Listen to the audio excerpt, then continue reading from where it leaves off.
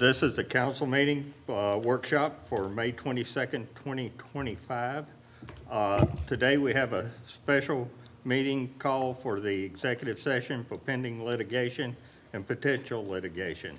May I have a motion to go into executive session? So move. Second? Second. Discussion? Vote? Yes. Yes. Yes. Okay, may I have a report from council? Yes, sir, Mayor. The council met in executive session to discuss pending and potential litigation matters. As allowed under the Open Meetings Act, there were no votes taken in executive session, and the original documents required by state law have been signed and delivered to the staff to be included with the minutes of this meeting.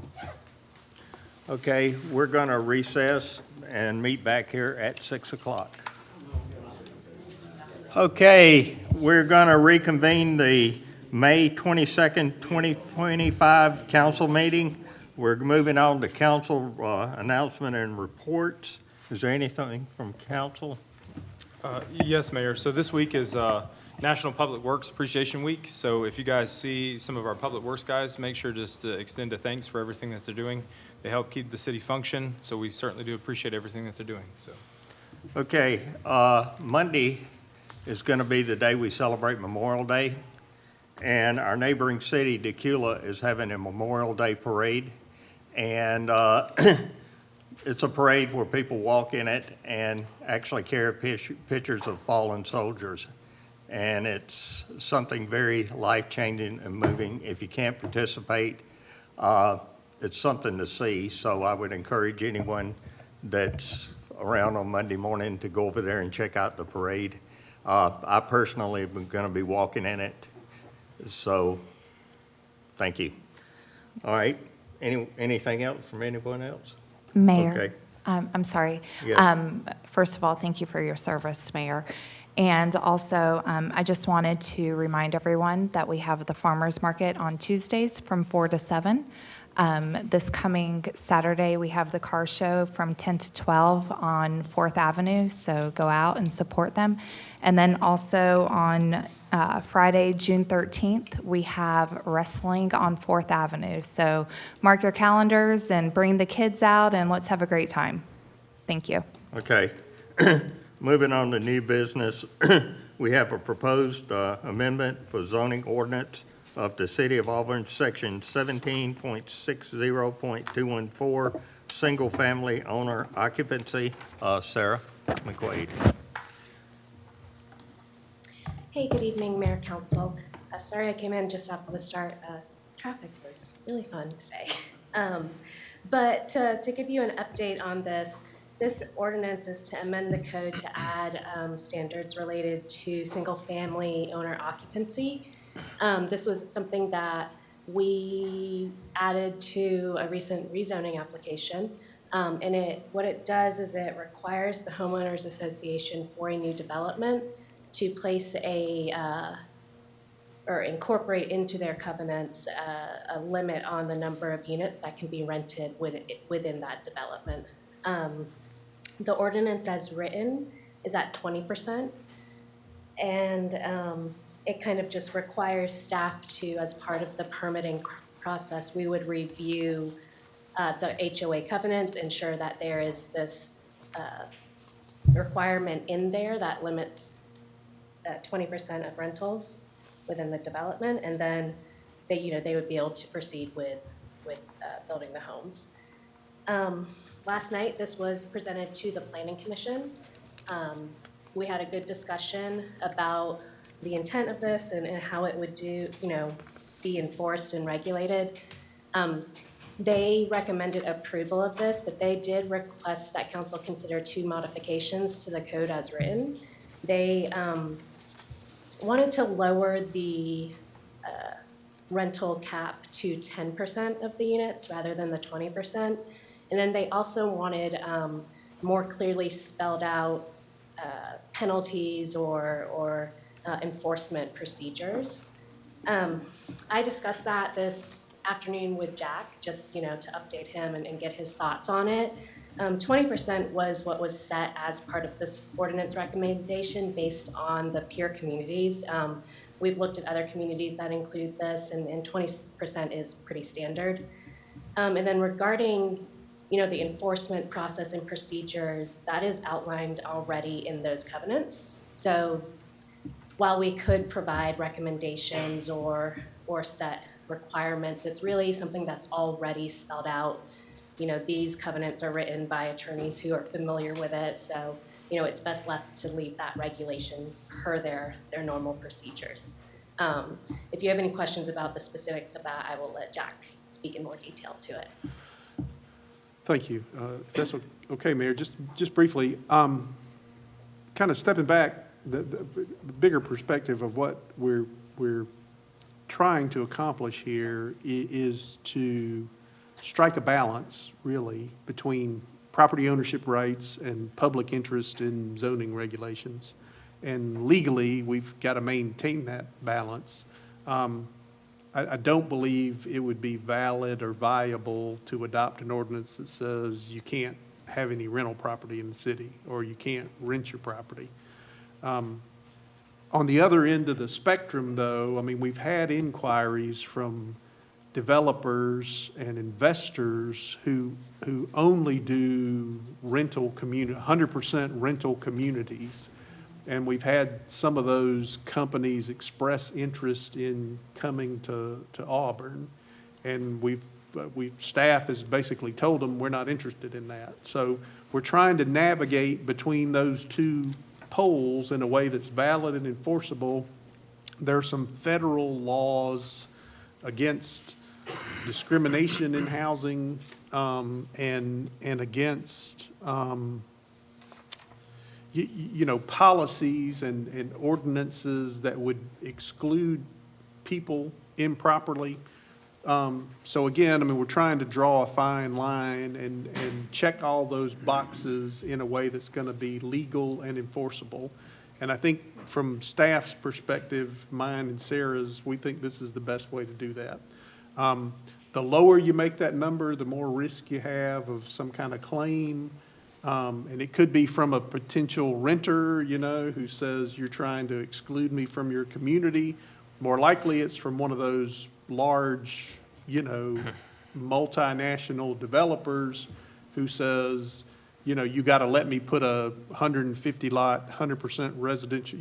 If our ordinance is too strict, we run the risk of having that kind of challenge. So as far as penalties goes, all of the code provision penalties that attach to our zoning ordinance would be in the city's arsenal to enforce this ordinance, just like any other zoning ordinance.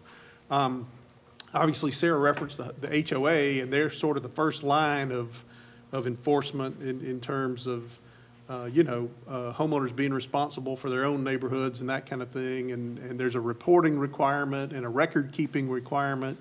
If the HOA were to violate this provision, it could be cited for violation of the ordinance. If it was egregious enough, the city can go to court to have declaratory relief or injunctive relief to enforce its zoning ordinance. So all of those tools are available. They're not specifically spelled out here because we're just amending we're adding one section, but it would be subject to all of the enforcement mechanisms that are already in our zoning ordinance. So you could either have somebody cited to come to city court if it was a relatively minor violation, or if it was more severe or intensive, we could go to Superior Court and enforce our ordinance there. So sorry for the long, I'm just trying to, that's a little bit of the background and kind of how we got to where we are. Well, my concern with that would have been, and it sounds like the HOA would be responsible here, but 5 or 10 years down the road after the development's built and these homes start changing hands, making sure that, okay, they didn't come in and now you have 75% rentals in that development. So. Right. Okay, TJ? Yeah, I think this is advantageous for future developments. Like you said, Jack, whenever we're approached, I think it's good because it already sets a boundary on the preliminary side of things when it comes to what our expectations are. I know some of the concerns was how is this enforced by the city? This gives HOAs a bit of a strong arm or an arm up when it comes to enforcing rentals. So this is just helping set like the foundation so that HOAs can be successful instead of having to fight it on the back end. For example, Auburn Station is dealing with this right now, so they don't have a rental cap, so they're trying to go back and set a rental cap. But they're having to deal with the rentals that exist. So all these new developments come through with management companies, and I know one that deals directly with rental managements is RMS, and so they have a system that kind of delegates a lot of infrastructure internally for a system that looks at all rentals, and it helps work with the management companies of neighborhoods in order to help determine where their rental caps are so they can help enforce it. Because when a corporate entity is looking to purchase a house, they're going to go through the bylaws and the covenants. And the first thing they're going to do, and I just know this firsthand being on an HOA, is they'll reach out to the HOA and read through the covenants and the bylaws in order to determine if they're going to fit. So if the cap is met, they're typically going to back out of the sale. It's just a preliminary measurement to give kind of a strong arm to the HOA to help bat down some of these concerns that corporate entities are just buying up neighborhoods. So I have an appreciation for this. Okay, Jamie? Well, I was just wondering, so I might have missed just a few minutes, sorry about that. So did y'all discuss the HOA giving it some muscle? Yes, And then if they don't follow through, the city can come in and find the HOA so that we have some control of our, Yeah. okay. I wondered about that. And then, I know there was a discussion last night on the video. Thank you, Rob Yo, for doing that and putting that out. For the 2 years, they discussed about something you said in South Carolina about a 2-year purchase of the homeowner has to stay in 2 years before it can be considered. yeah, so I know there have been different methods of how this is regulated, and one that has been used is that there has to be the purchaser has to reside in the residence for 2 years before it can be rented. You may just end up with vacant homes that way. I don't know how enforceable that is, but when the planning commissioner brought that up, I was familiar with it. I'd heard of it before. Okay. So some HOAs, speaking to what you just brought up, some HOAs allow for hardships. So if they live in a home and they want to move, and if they put their home up for sale and it doesn't sell, some HOAs grant like a hardship. And that, again, this is, I'm just going to preach on what this allows the HOA to do. Again, outside of because HOAs can really press things that we can't. Yes. So they can issue a hardship and allow that homeowner to rent it out, but that is all internal at that point. So, Yeah. but that goes through, and typically they do it year by year. And then after that, so long, they'll just Yeah. penalize. Well, with well-defined parameters on that, yeah. Very much, yeah. Yeah. Sarah, I've got another scenario for you. Yes, sir. So my daughter, when she sold her first house, was in a HOA development, and there were not supposed to be any rentals in there. It was sold to a rental company when she put it up for sale. They snatched it up immediately because the HOA had not been formed yet, because the neighborhood had not been completely developed, so there was no HOA formed. Nobody was enforcing that, and the rental company won in court as well because there was nothing in place to stop them from buying it to be a rental. And they bought several that way. So, May I answer this? yeah, go. Something that we did in the community that we currently live in is what we set forth, and one of the conditions that the HOA is formed prior to it, and typically the developer resides on the HOA prior to that. So that was kind of a preliminary thing to help prevent some of those measures. Very good point. We try to condition that into the existing development before it comes Well, in. and we also require the covenants be recorded. I mean, that's what the city can enforce Yeah. it as well. They didn't do it where she was at, and it cost them. And, I mean, this draft says you can't get a building permit until these covenants are in place. So there wouldn't be a house sold, if this is adopted without this rule applying. Yeah, and sometimes. Anything else, Jamie? No, that's good. Okay, all right, Josh. Yeah, I mean, part of it, I didn't come up with this analogy, but think of it like speed limits. You can still speed with a 35-mile-an-hour speed limit there, but But if you have 55-mile-an-hour speed limit, everybody's going to be going 55 miles an hour. If it's 35-mile speed limit, more people are going 35. And so it's like, are there going to be examples where, are there going to be, if we set it at 20 or 15 or 10, I mean, are there going to be examples where something, another scenario, of course, but in general, I think the speed limit will set it. That's kind of thoughts. I mean, I think ownership is key.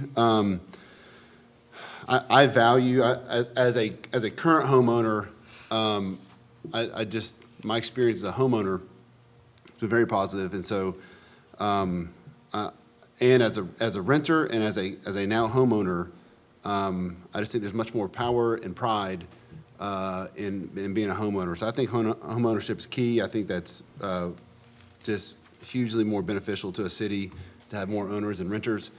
I like the idea of being aggressive with a number. I like a low percentage. I would agree with our P&Z on that, and I think some of the concerns that Jack has are valid concerns, but we also have plenty of communities and areas that are rental areas in our city that I think are going to be out of the threshold from our new developments that could withstand an argument of saying, you know, we're trying to keep people out or trying, whatever, you know, like what TJ mentioned. So I think in general, I would prefer the 10%, be aggressive with our number. That's where I stand on that.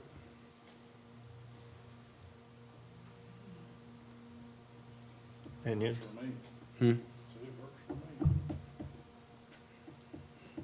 Yeah, I have no opinion on the overall number. I just think that implementing this also sets a standard for future developments that we're looking to oppose full rental communities, so.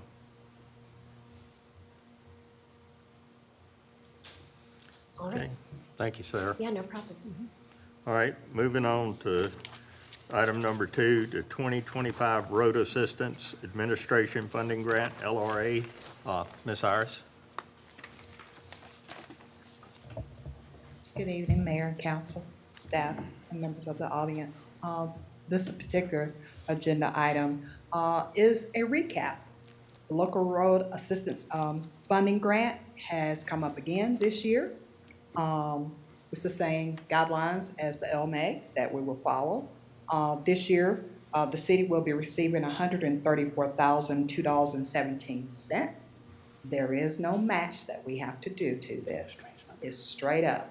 So with that said, I've discussed with our city administrator what road should be done. So the road that I would like to have done would be 4th Avenue. Right now, in the past, we have done some crack sealing of the road down in downtown. And it does need to be done with that new development coming in. To me, it would be beneficial to have the road done for our citizens here and just for future to have 4th Avenue done. So that would be my recommendations unless something changes. And once we name the road, the funds can be held until after construction is completed before we actually pave the road there, Yes, correct? sir. Yes, sir. The application is due June 15th, which I have not done yet. I have to get this approved first. But yes, the monies can be held. Okay, Yeah, I like it. Great idea. Yeah, it also will complete the remainder that the county finished paving. And then stopped, so. Yes, Yeah. yes. Okay. Now, Iris, working off that sheet, I know that we have all the roads Yes, that are ma'am. needed. Mm-hmm. What would be come up on that sheet that would show that would be needed before 4th would be? The next road actually is, it's a small side road. Pinecrest is over in Greentree, but that is set to be paid probably later on this year because it was last year's previous LMAG. After that, I'm not really sure of the next road after that. I would Yeah. have to go back I know it and was by check. the needs. Yeah, the It was next road in that we were line, working, yeah. we're working off of. But with that new development coming in, I figured, this road needs to look good, also. And like you said, Carl down there has paved that section down there, so yeah, we need to go ahead and pay 4,000. Right, thanks. And we're going to try to include curbing on that too, the curbing section up at Burrell Yes, Park. If we have enough. Correct, that needs, I'm not really sure on this. I had Sunbelt actually come out to do an evaluation of exactly how much this 134 would cover, and I haven't heard anything back from them yet. But as soon as I do, I'll let you all know. And I think the other portion of this one compared to College Street is College Street was cut. And this should be a resurfacing of what's there already. So it should Yes. not be as expensive as. No, Remember, if you saw College Street, it was cut down to basically the sewer, and then that dirt hauled off because it wasn't compacted. it wasn't compacted when the county put in the sewer. Okay, Thank you, Ms. Iris. all right, thank you. Okay, moving on to item number 3, placement of stop signs in Indian Meadows subdivision. Chief Hodge. Good evening, Mayor and Council. This agenda item is a request on behalf of the Police Department to establish 2 three-way stop intersections inside the Indian Meadows subdivision, specifically off of the main roadway, which is Cheyenne Way. These 3-way stop signs will be set up at the intersections of Navajo Trail in Cheyenne Way and also Shoshone Court in Cheyenne Way. I've attached to this request a little map that'll give you an overview on where I'm requesting those particular stop signs be placed. I believe it will go a long way to help mitigate any speeding problems that are in the neighborhood. And that is the nuts and bolts of it. I'm open to questions. Before we start this discussion, just for the sake of clarity, I do reside inside this community and I serve on the HOA board. So if it may please my fellow council and mayor, I would just like to step away from discussions on this particular item. So. Okay.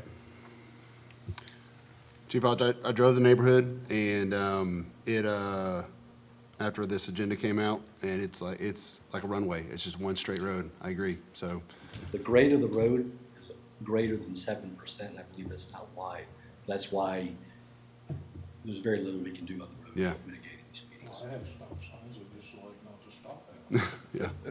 It still doesn't slow them down. I mean, I could see people just racing out of there. I mean, But a lock does keep an honest man honest. Maybe they would want to know why the police have locks up their lockers. I'm asking for 15 additional officers for the next year's budget. So I should have plenty of officers to go around. To work stop signs. And I'd like to donate Sergeant Farr's salary to any attempts going forward to help stop this. We need some DOT. Is he here? Oh, wait, he's here. Oh, sorry. Can I withdraw that last comment? I didn't know he was here. so this is probably a silly question, but we can't, it's not on your radar log, so we can't radar it, but you can park and watch people run stop signs. Is that true? That is part of the strategy going forward to help mitigate the speed issue that has been brought to my attention by the homeowners associations. Yeah. Okay. Anything else, council? We prefer catch violators that run the stop sign, not watch people run the stop. My bad. Okay, I'm new to this still. clarification. All right, thank you very much. Thank you, Chief. Moving on to item number 4, the 6th Street Dog Park Conceptual Plan. Michael Parks. Yes, sir. Thank you, Mayor, Council. The dog park, once again, is brought for you. It was, I guess, a couple of months ago now. It was approved back in 2016. It's been a part of the comp plan for each time we've done the comp plan and updated the comp plan. The dog park's been a part of it. We brought it forward. It was tabled and asked to be discussed back to Parks and Leisure. Parks and Leisure took it, gave some ideas, and basically it matched up with kind of where we're headed, the new vision. I think if you remember the design plan that was presented, kind of had the trails in the woods, and that's kind of not useful when you have open space and you can use the open space. So they gave good feedback. Leandro, is that correct? Yeah. So Leandro serves on the Parks and Leisure Commission. So I wanted to bring it back before you to see if you would move forward. What I would say at this point is, again, the CPL sum that they've given would put us in line to move into budget season, because we are moving towards budget season. So it's one thing that we could begin and phase in over time to begin the installation of a dog park. I don't think it will be solved overnight, but I think you have to move forward and progress. So that's why I brought it back. Yeah, unfortunately, that property changed so much since 2016, and it never was put in. Yeah. Seriously. Any? Councilman? Michael, were you Parks and Leisure head in 2016, or were you No, sir, I was still in the school system. still in school system? Okay, I can't remember. He was still at school. I was still in school, sir. Yeah. I would ask Leandro, since you were on the Parks and Leisure part of the discussion, would you want to come forward and give your comments? Thank you, Mayor and Council. My name is Leandro Silva. I live at 372 Auburn Station Drive. And I am here, I do serve on the Parks and Leisure Board, but I'm also here mainly as an Auburn resident. I wanted to state my support for the 6th Street Dog Park. I've lived in Auburn since 2020, but I do believe this park has been talked about and promised for much longer than that, right? So from my understanding, the park has been approved previously, like there has been a budget for it before. And I was looking at our comprehensive plan, and it said that the construction is supposed to be between 2023 and 2025. And it doesn't look like it's been started yet, right? So I know originally a lot of citizens have mentioned that, Shackleford was a good idea for a dog park, but with new developments like the Greenway and the Rowan project and, the park being part on the Gwinnett side, I know that there's possibilities for some other work to be done at Shackleford Park. And my suggestion around that would be to still appease the dog owners that go to that park by doing things like putting up doggy bag stations and additional trash cans so they could still use that park as a dog park.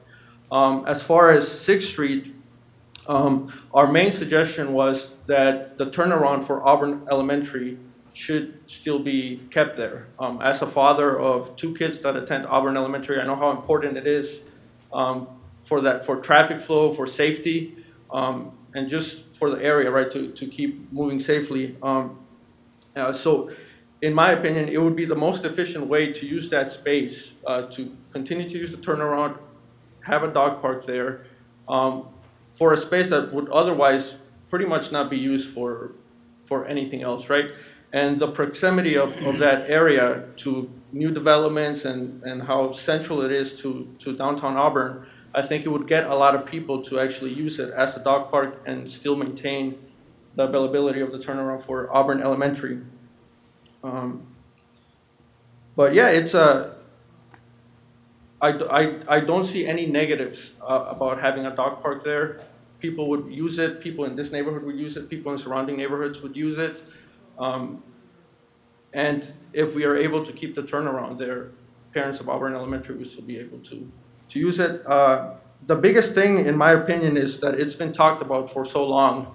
I think it's time for the city to provide a dog park for the residents of Auburn, right? And I think that space is perfect for it. Thank you. Yeah, well said. Yeah, Right. thank you, sir. Thank you, Leandro. And we did enter into an agreement, I don't know if it's written, I don't believe so, Jack, but for the school system to use the turnaround there, which they have, it's just a verbal understanding. And they park buses there before, which, they have, and they use it for parking for their events. So that would continue. It would just be a beautification of space is the way I'm looking at it now, and to get use out of it. Yeah, I think it's well spoken. I want to invest in our park system in the city of Auburn, and I just think Parks and Leisure needs to have start adding to our a bag of tricks, I guess, of things that we have in the city that with our growing citizens and the growing interest of citizens. I think it'd be good in the long term to have this, 100%. I do think, and I think there's mentioned at the P&L meeting, if we do get a dog, if we do go forward with this, probably need to work on a maintenance plan, a long-term maintenance plan. You know, I think the frustrations that we talked about at Shackelford, about what can we do to continue to keep it nice. So that would be something we need to consider when the time comes, but yeah, that was great. Well said. Thank you, guys. Thank you, sir. Ready to move forward on that item, sir? Yeah. Taylor?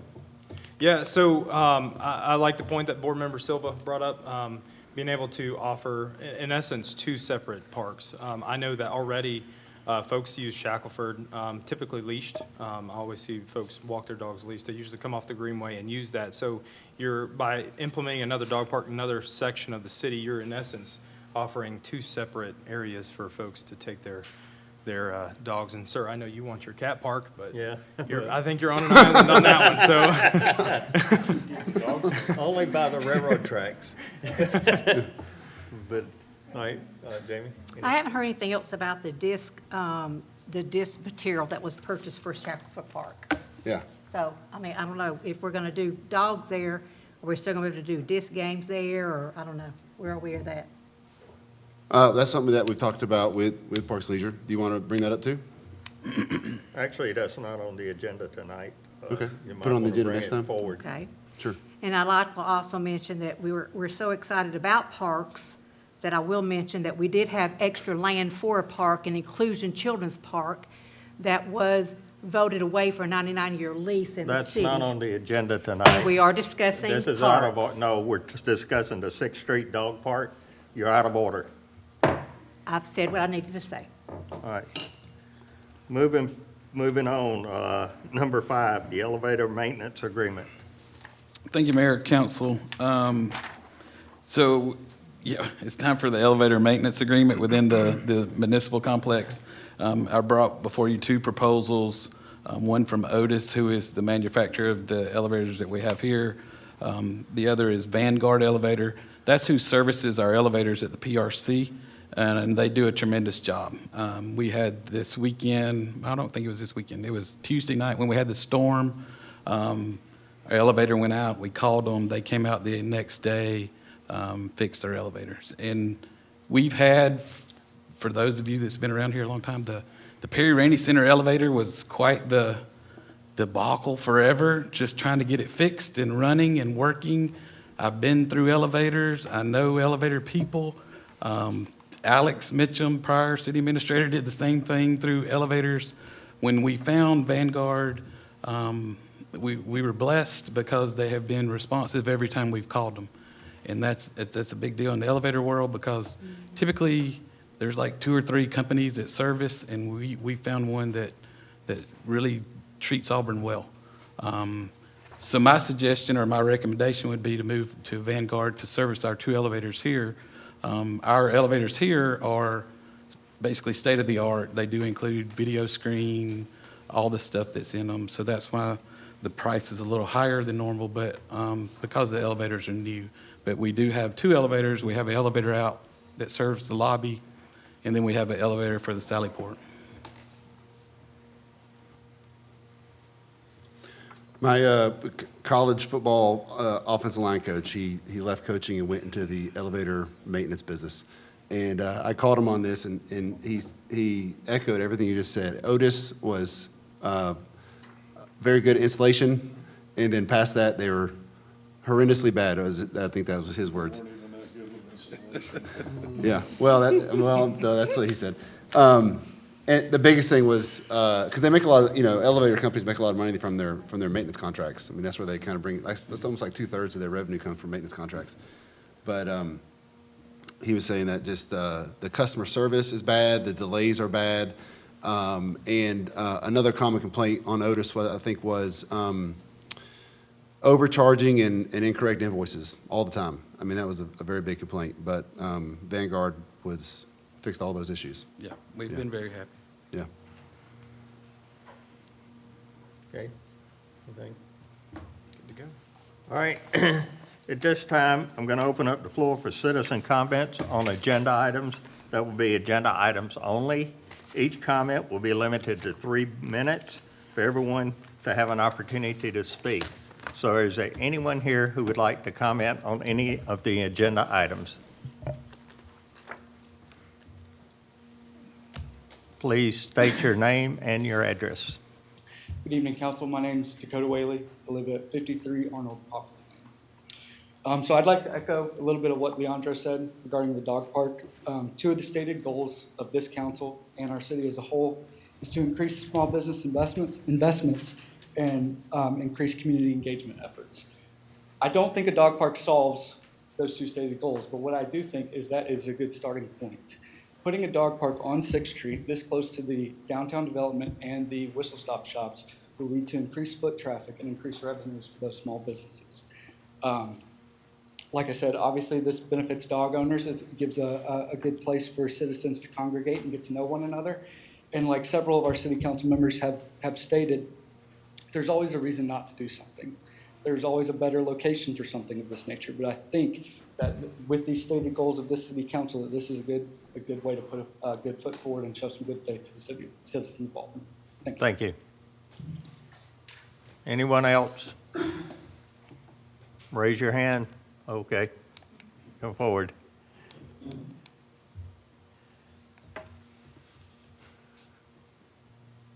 Good evening, council members. My name is Benjamin Riley. I live at 233 Cheyenne Way. I just wanted to voice my support for the stop signs proposed to be installed on Cheyenne Way and Indian Meadows. I think it's a good alternative to the exorbitant costs of installing speed bumps at an interval in a similar way. And it may not mitigate all of the infractions, but it will likely prevent some of them. To discourage. Thank you for your time. Thank you. Anyone else? Yes. I'm Andrew Graham. I'm at 217 Cheyenne Way in Indian Meadows.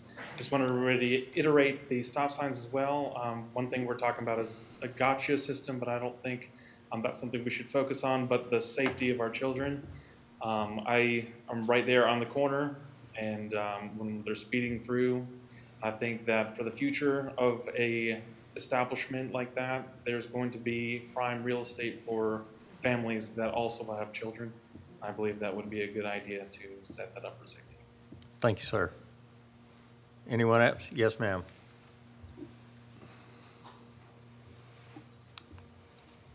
Hello, Mayor and council members.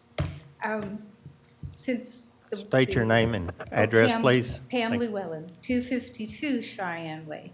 So since we're all on the bandwagon, I thought I should add a few comments. We do have approximately 40 to 45 children in our subdivision, also many pets. This speeding issue, I've lived there now, June will be 18 years, and it has been going on typically just about the entire time. So the need is very vital. I personally saw one dog get hit, struck and killed about 8 years ago. So I just wanted to add my support for the stop signs in Indian Meadows. Thank you. Thank you. Anyone else? Okay, with that, we are adjourned.